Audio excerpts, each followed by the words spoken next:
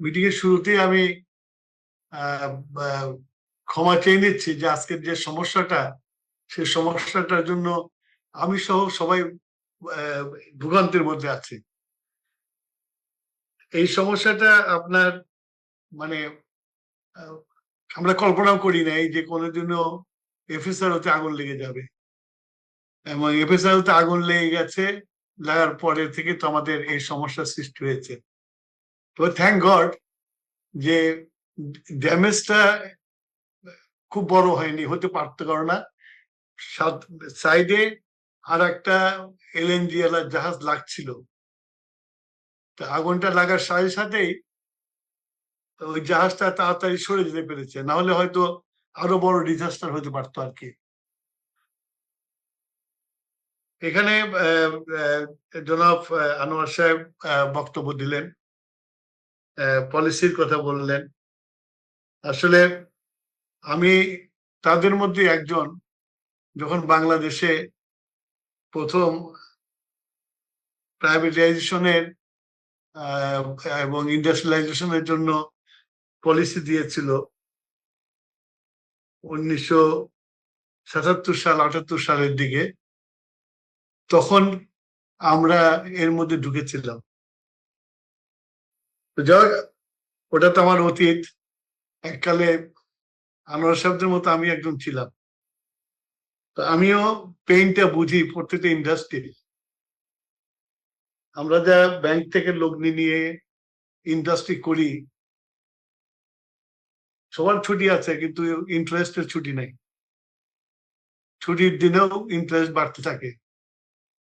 তা আজকে যে অবস্থা, এই অবস্থাতে ডেফিনেটলি ইন্ডাস্ট্রিতে গ্যাসের প্রবলেম আছে, বিদ্যুতের প্রবলেম আছে, যার ফলে ইন্ডাস্ট্রি গুলো ভীষণভাবে সাফার করছে। এবং আমরা এই ব্যাপারে খুব সিরিয়াস, যার জন্য ইতিমধ্যে আমাদের মাননীয় প্রধানমন্ত্রী আমাদের দায়িত্বভার গ্রহণ করেছে 6 মাস। আমরা মাননীয় প্রধানমন্ত্রী অলরেডি 3বার এদেশের শিল্প উদ্যোক্তাদের সাথে বৈঠক করেছে এবং চেষ্টা করেছে যে এইসব সমস্যা থেকে বেরিয়ে কিভাবে কি করা যায়। আমাকে এখানে আনোয়ার সাহেব বললেন যে আমরা টাইম ঠিক মতো দিই না। আমরা টাইম দিই হলো ওইখানে, এই গভীর সমুদ্রের এফএসআরওতে যেসব ইঞ্জিনিয়াররা কাজ করছে, একজন এসছে ব্রিটেন থেকে আর একজন আসছে সিঙ্গাপুর থেকে। তারা যেভাবে আমাদেরকে এস্টিমেটেড টাইম দেয় সেইভাবে আপনাদের আশ্বস্ত করি। আপনারা যদি বলেন যে না ওইসব টাইম নিয়ে দিয়ে না, দেবো না, আমরা সারার পরে বলবো সারা হয়েছে। এখন আবার আবার এখন যেটা ঝামেলা হয়েছে, একটা এফএসআর কাজ করছে যার জন্য কিছুটা গ্যাস আনতে পারছে, কিন্তু ওই সেকেন্ডটা রিপেয়ার হয়ে যাওয়ার পরে এই দুইটা বয়লারের সিনক্রোনাইজ করার জন্য আমাকে 72 ঘন্টা শাটডাউন দিতে হবে।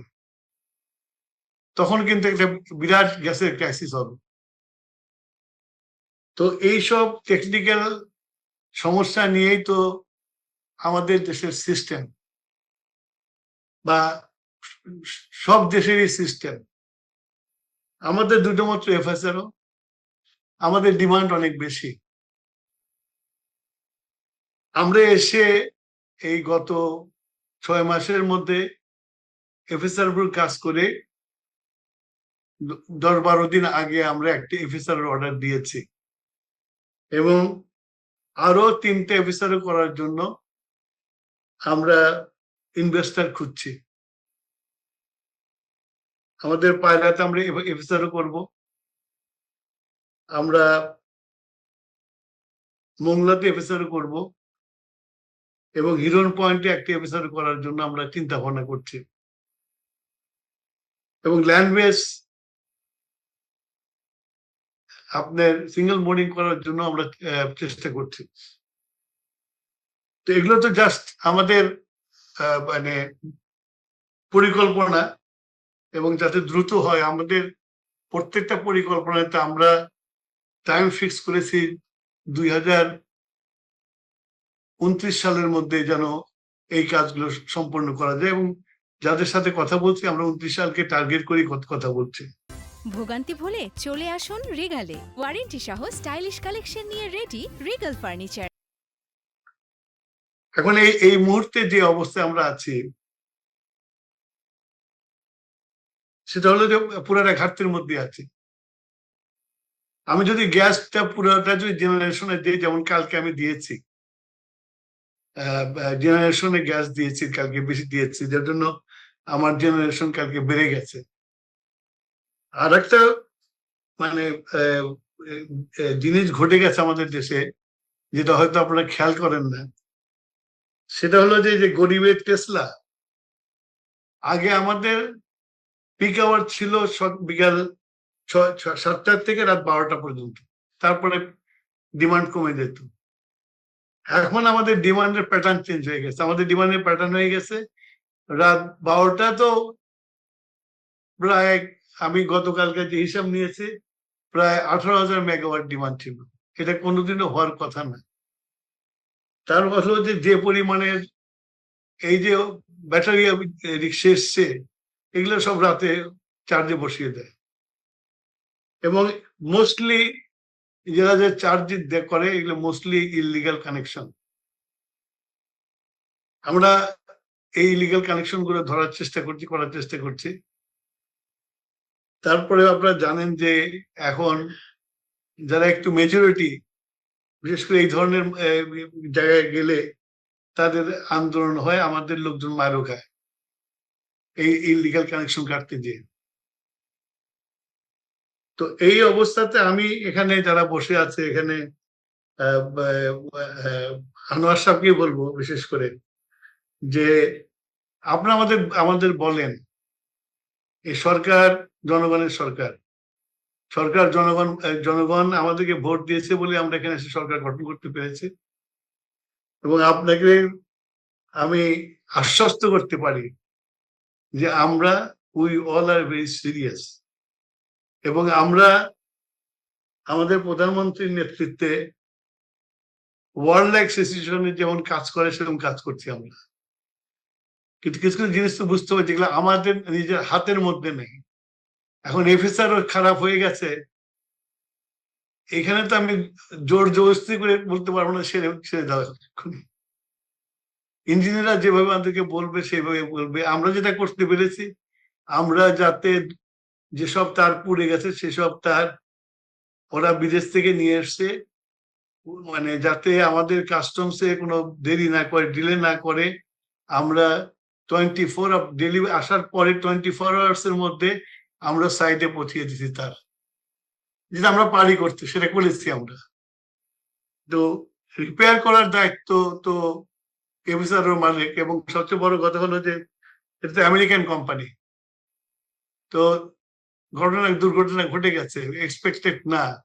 আমিও অনেকের কাছে জিজ্ঞাসা করেছি যে হতে পারে কিনা। আমাকে একজন ইউনিভার্সিটির টিচার, উনি আমাকে বলেছে এটা হওয়া খুব স্বাভাবিক, কারণ এখানে বাতাসেও সল্ট থাকে